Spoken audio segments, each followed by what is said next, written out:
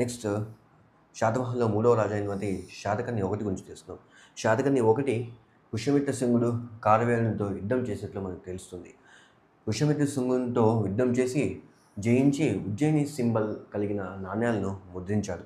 కారవేలుని చేత శాతకర్ణి ఒకడు ఓడిపోయినట్టుగా మనకు హతిగుంప గుంటుపల్లి శాసనం ద్వారా మనకు తెలుస్తుంది.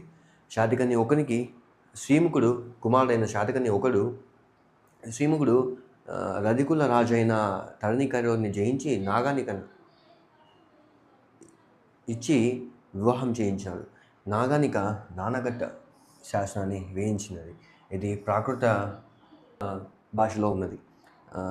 ఈ శాసనం ద్వారా మనకు శాతకర్ణి ఒకటి 2 అశ్వమేధ, 1 రాజసూయ యాగాలు చేసినట్టుగా మనకు తెలుస్తున్నది. ఇతడు గజగుర్తు గల నాణ్యములు ముద్రించాడు. ఇతనికి బిరుదులు ఏకవీర, దక్షిణాపరిపరి, శూర, అప్రహతిత వీరచక్ర అనగల